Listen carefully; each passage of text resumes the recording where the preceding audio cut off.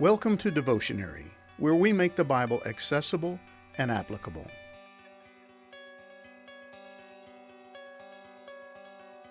Save yourself. Sounds like good advice, especially if you find yourself in danger and have the option of getting yourself out of the situation. But sometimes our attempts to save ourselves are motivated by a refusal to accept where God has placed us. We don't like our circumstances, so we come up with a way to escape them. Rather than trust God and look for what He might be trying to teach us, we take matters into our own hands. And in 1 Samuel chapter 25, verses 32 through 38, David is going to get a first-hand lesson on the difference between self-salvation and the kind God can bring. Men make lousy saviors because we lack the power to bring about true change. David could have dealt with Nabal on his own terms, but the outcome would have been less than satisfactory. He could have wiped out Nabal and all his men, but he would have destroyed his own reputation while doing so. David could try to save his own honor or let God do it for him. He could seek revenge or allow God to enact vengeance according to His terms and on his own timeline. But like David, we all find ourselves wrestling with the subtle snare of self-salvation. David knew the hand of God when he saw it. As he and his men stood there with their weapons at the ready, prepared to wipe out Nabal and every male in his household, Abigail had showed up with a gift of food and a word of wise counsel. She had bowed down before David and begged his forgiveness, and she appealed to David to refrain from doing something he would later regret. Nabal was a fool. He was insignificant and not worth the time and effort it would take to enact revenge. She wisely warned David, "When the Lord has done all He promised and has made you leader of Israel, don't let this be a blemish on your record. Then your conscience won't have to bear the staggering burden of needless bloodshed and vengeance." 1 Samuel 25, verses 30 through 31. Her words struck a chord with David. They were like a glass of cold water thrown in his face, waking him up to the reality and danger of what he was about to do. And he was grateful, not only to her, but to God for having sent her. "Praise the Lord, the God of Israel, who has sent you to meet me today." 1 Samuel 25, verse 32. He knew this was a God-ordained encounter with Abigail. He clearly sensed that God had sent her to prevent him from doing something he would later regret. Killing Nabal would have been an act of vengeance, but not an act of God. David had not sought out or received any word from God to take the life of Nabal or anyone else. But the temptation of self-salvation and taking revenge on those who offend us always lingers within us. David had been offended by a rich fool, and he was man enough to do something about it. But a man after God's own heart would leave vengeance up to the Lord, and that's exactly what Abigail reminded David of. God had bigger plans for David. He was going to be the next king of Israel. Nabal was a bump in the road on the way to the throne room, and David would be better off letting God deal with him. It's interesting to note that when David had been given the opportunity to kill Saul, he had refrained from doing so.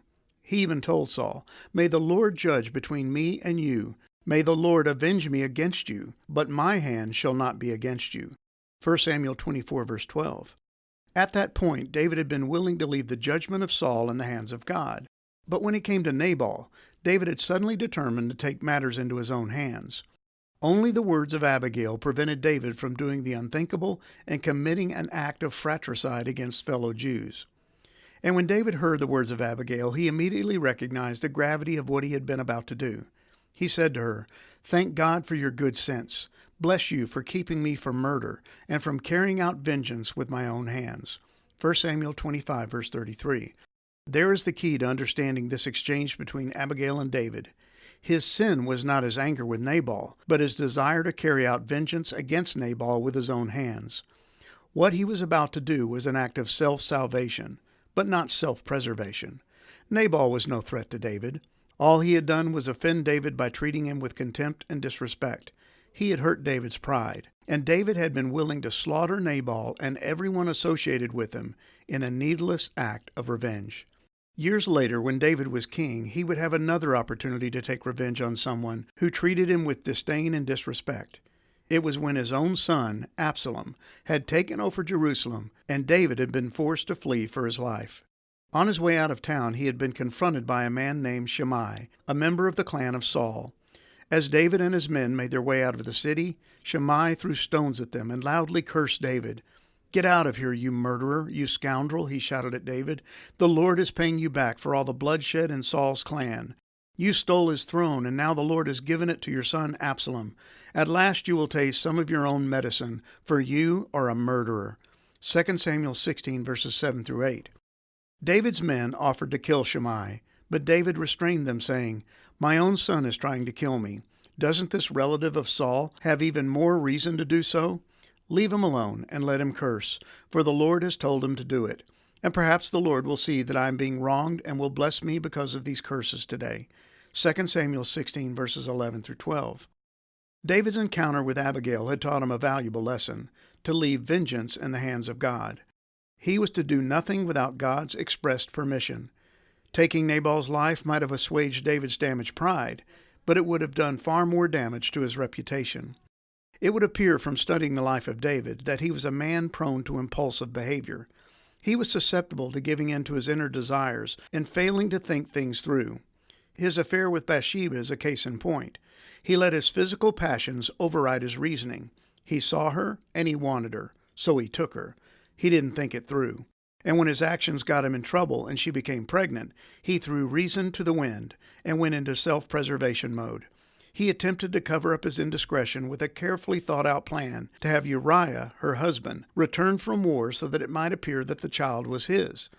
And when his plan failed, his self-preservation efforts escalated, and he had Uriah murdered so he could take Bathsheba as his wife. Self-salvation is tempting, but it never turns out like we expect. Taking matters into our own hands may feel good for the moment, but the repercussions can be devastating. Too often our desire for revenge is based on nothing more than our own damaged pride. There is no real threat to our safety, but we find ourselves offended by something someone has said to us or about us. Perhaps it's a false rumor that someone has spread about us. It could be a simple case of someone showing us disrespect or treating us in a way we find distasteful. Our first impulse is to get even, to teach them a lesson. But what would God have us do? How would He prefer that we respond? For David, the best course of action was no action at all. He was to leave Nabal in God's hands. Rather than seeking revenge on Nabal, he was to rest in the sovereign will of God. Jesus gave us some similar advice in the Beatitudes. "You have heard the law that says the punishment must match the injury, an eye for an eye and a tooth for a tooth. But I say, do not resist an evil person. If someone slaps you on the right cheek, offer the other cheek also. If you are sued in court and your shirt is taken from you, give your coat too. If a soldier demands that you carry his gear for a mile, carry it 2 miles. Give to those who ask, and don't turn away from those who want to borrow." Matthew 5, verses 38 through 42. We are to be driven by a bigger purpose than our own self-salvation and preservation. God has bigger plans for us than worrying about what others think and wasting our time attempting to protect our reputations. God had greater plans for David than eliminating a fool who happened to offend him. There were greater enemies to fight. There were much more significant wars for David to wage. He was to leave Nabal in God's hands, and because he did, David would see God deal with Nabal as only God could. When Abigail told Nabal all that had happened and how David had been planning to come and destroy him, he had a stroke and he lay paralyzed on his bed like a stone. About 10 days later, the Lord struck him and he died. 1 Samuel 25, verses 37 through 38. God avenged David. God dealt with Nabal, and David learned that the salvation of God is preferable to self-salvation every time.